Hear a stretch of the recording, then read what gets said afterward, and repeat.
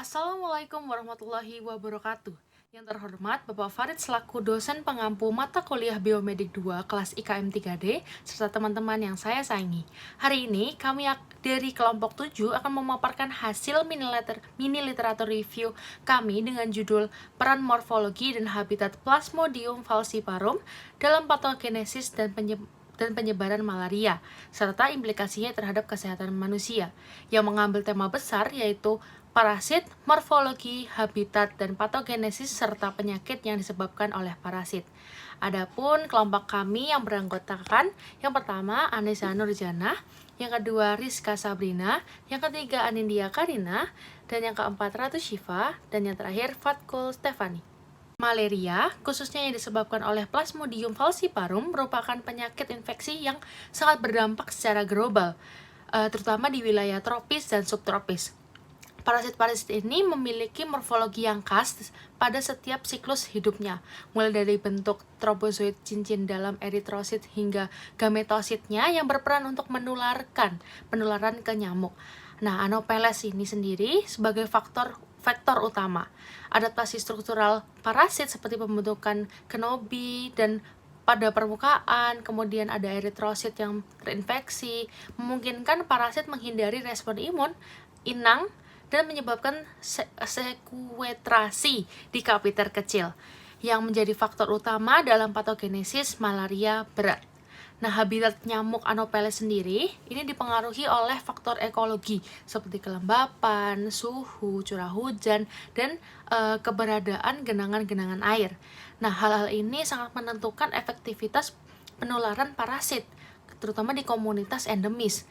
Selain aspek morfologi dan habitatnya, keberagaman genetik dari Plasmodium falciparum ini juga memainkan peran penting dalam tingkat virulensi dan resistensinya terhadap obat anti malaria.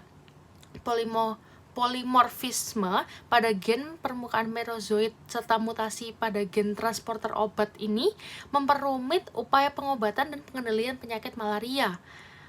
Pemahaman mendalam tentang morfologi, habitat vektor, dan variasi genetik parasit ini dapat menjadi kunci untuk mengembangkan terapi yang efektif, vaksin, bahkan hingga strategi pengawasan epidemiologi untuk memutus siklus penularan malaria secara berkelanjutan.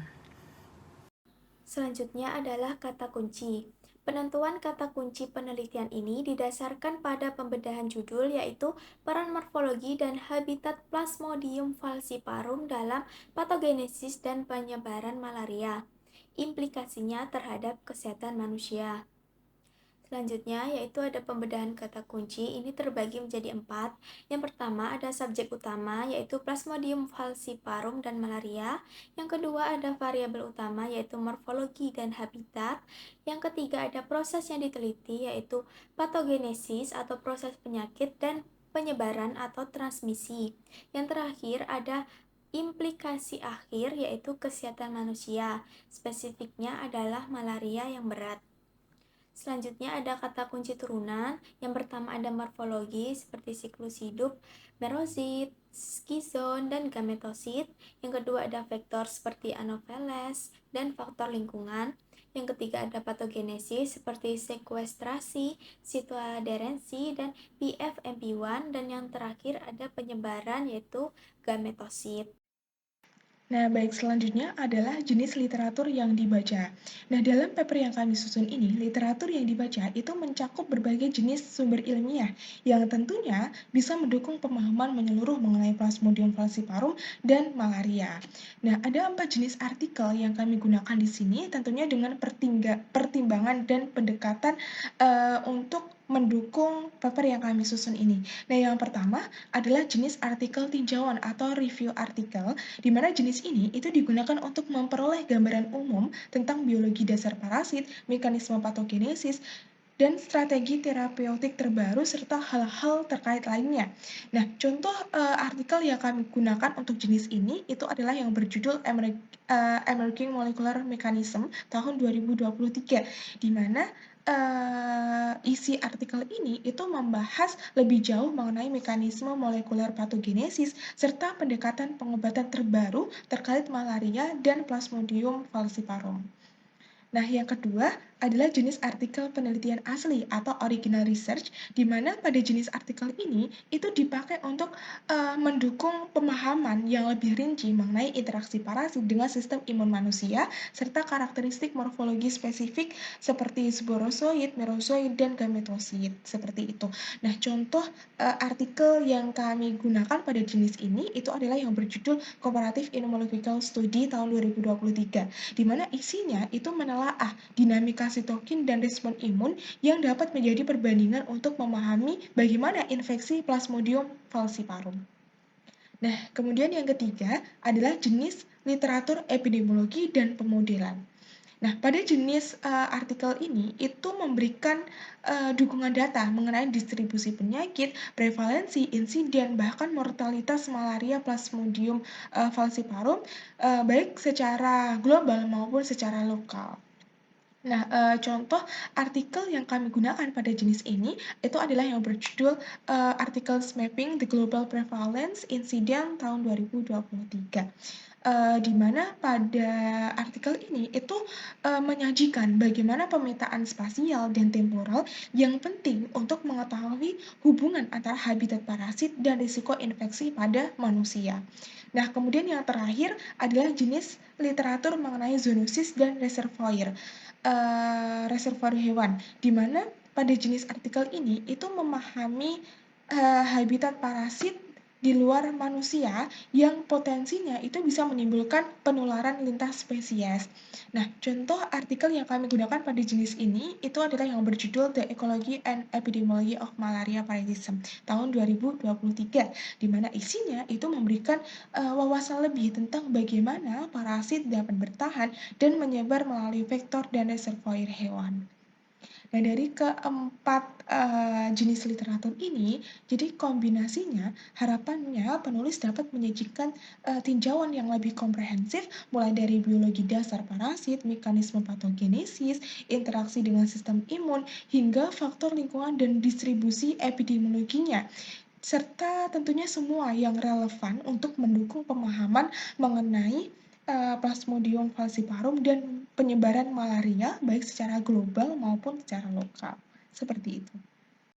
Selanjutnya adalah tesis atau problem statement, di mana dari sintesis jurnal ini menunjukkan bahwa masalah utama penelitian terletak pada kurangnya pemahaman menyeluruh mengenai mekanisme biologis, molekuler, genetik, dan juga epidemiologis malaria, terutama pada Plasmodium falciparum, Plasmodium vivax, dan Plasmodium knowlesi, serta spesies zoonotik lainnya. Nah, gap teoritik muncul dari belum jelasnya proses adesi, sitoadherensi, variasi antigenik, dan perkembangan gametosit, serta perbedaan respon imun antar inang. Sedangkan gap empiris terlihat dari minimnya data mutasi gen, resistensi obat, dinamika sitokin, infeksi submikroskopik, dan keterbatasan model patogenesis yang akurat.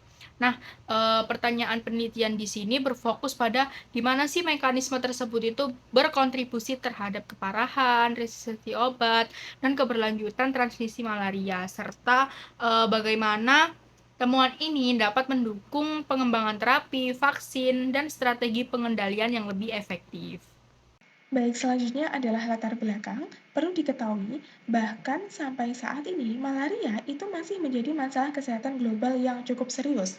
WHO tahun 2023 itu menyatakan bahwa malaria dapat menyebabkan kematian berat pada anak-anak terutama di wilayah tropis. Data tambahan juga menyebutkan bahwa terdapat 200 sekian juta kasus dan 600 ribu sekian kematian pada tahun 2022. Ini menunjukkan bahwa penyakit ini nyatanya masih menjadi sebuah ancaman besar karena prevalensi kenaikannya, terutama di negara-negara tropis. Pada parasit Plasmodium falciparum, morfologi dan juga habitatnya itu memiliki peran yang sangat penting dalam menentukan tingkat keparahan penyakit maupun penyebarannya. Smith et al. Tahun 2020 menegaskan bahwa nyatanya kemampuan parasit untuk menempel pada sel endotel dan membentuk agregat sel darah merah dapat meningkatkan keparahan infeksi bahkan komplikasi organ vital. Penyebaran malaria itu nyatanya juga sangat dipengaruhi oleh habitat faktornya, di mana distribusi Anopheles akan bergantung pada kondisi lingkungan, seperti iklim, ketersediaan air, bahkan interaksi ekologi yang terjadi di lingkungan tersebut. Nah, faktor-faktor ini menentukan bagaimana pola epidemiologi dan menjelaskan mengapa malaria itu dapat menyebar lintas wilayah. Karena itu, memahami hubungan antar morfologi parasit dan habitat vektor sangat penting, tidak hanya untuk memahami bagaimana malaria menjadi parah dan bagaimana penyebarannya bisa terjadi, tapi juga untuk menutup celah pengetahuan yang masih ada dalam mekanisme transmisinya. Oleh karena itu, penelitian ini menjadi relevansi praktis dan akademik yang kuat, di mana pemahaman ini dapat menjadi sebuah dasar dalam pengembangan vaksin, intervensi vektor, hingga perumusan kebijakan kesehatan masyarakat berbasis bukti. Pada akhirnya, penelitian seperti ini berkontribusi dalam upaya global dalam menurunkan beban malaria. Selanjutnya adalah strategi dalam menelusuri dan menemukan literatur. Nah, kajian ini menggunakan metode literatur review untuk menelusuri, mengidentifikasi, dan menganalisis publikasi ilmiah terkait parasit, khususnya aspek morfologi, habitat, patogenesis, serta dampaknya pada kesehatan manusia. Penelusuran dilakukan melalui PubMed sebagai basis data utama agar sumber yang diperoleh memiliki kredibilitas tinggi. Kata kunci yang digunakan meliputi Plasmodium, falciparum, morfologi, habitat, patogenesis, dan malaria dengan kombinasi operator boolean and, or untuk mempersempit atau memperluas hasil pencarian sesuai fokus kajian. Literatur juga dibatasi pada publikasi tahun 2020 sampai 2025 sehingga informasi yang dianalisis mencerminkan penelitian terbaru. Nah, setiap artikel yang ditemukan kemudian diseleksi melalui judul dan abstrak untuk memastikan kesesuaian dengan cakupan kajian, yaitu morfologi parasit, lingkungan hidupnya, mekanisme patogenesis, serta implikasi terhadap kesehatan manusia. Selanjutnya adalah metode penelitian. Penelitian ini menggunakan metode mini literatur review yang bersumber utama artikel jurnal dari satu database, yaitu database PubMed. Nah, artikel yang dipilih ini membahas morfologi dan habitat Plasmodium falciparum serta perannya dalam patogenesis dan penyebaran malaria. Dengan kriteria inklusi antara lain artikel penelitian asli, ulasan sistematis, studi kasus dalam 5 tahun terakhir.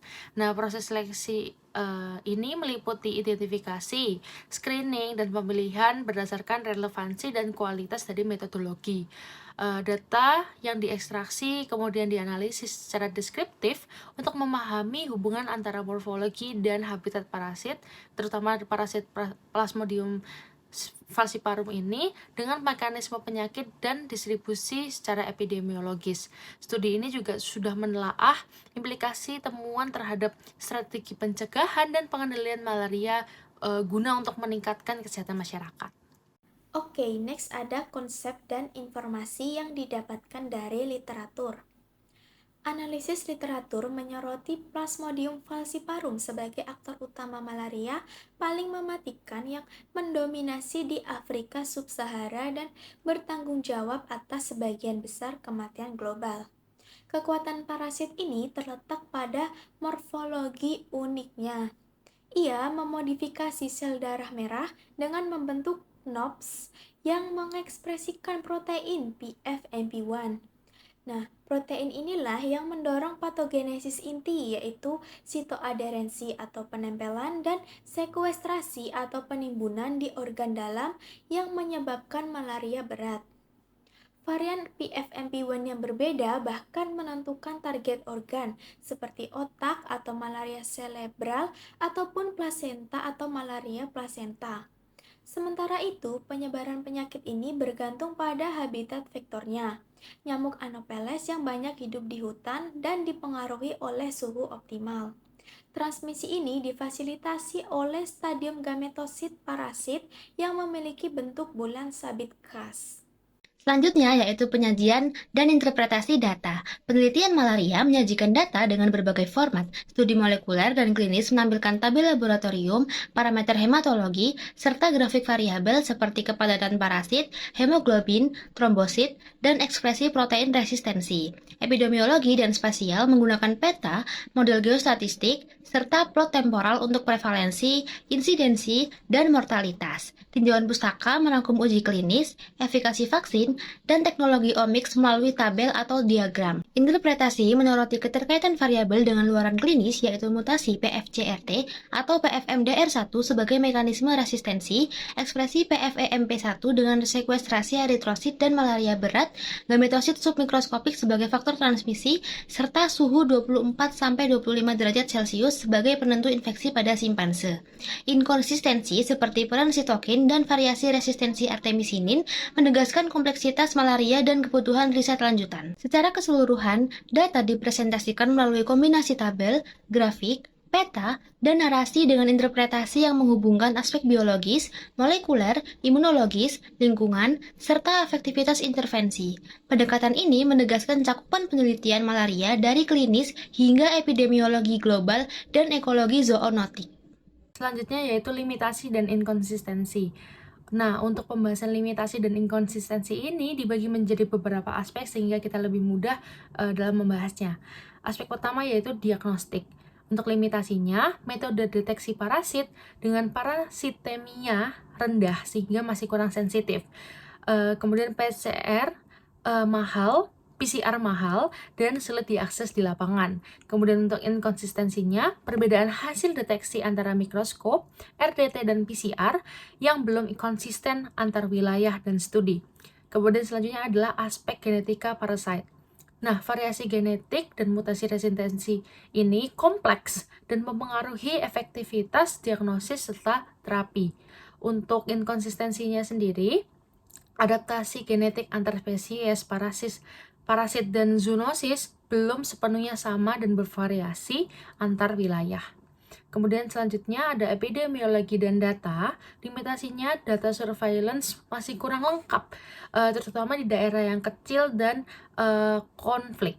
Kemudian untuk inkonsistensinya sendiri, perbedaan estimasi prevalensi dan kasus malaria antar sumber dan model pemetaan yang berbeda-beda. Selanjutnya adalah aspek terapi dan intervensi. Untuk limitasinya, terapi eksperimental seperti transfusi sel darah resistensi masih dalam tahap terbatas dan belum luas diuji secara klinis. Kemudian untuk inkonsistensinya, efektivitas dan aplikasi terapi alternatif pada populasi beragam belum ada kesimpulan secara definitif. Dan yang berikutnya untuk aspek zoonosis dan lingkungan. Limitasinya, studi zoonosis masih terbatas dengan sampel kecil dan area yang terbatas. Kemudian untuk inkonsistensinya, perbedaan peran reservoir, satwa liar, dan dampak lingkungan dalam epidemiologi malaria masih belum seragam. Oke, next ada arah penelitian selanjutnya.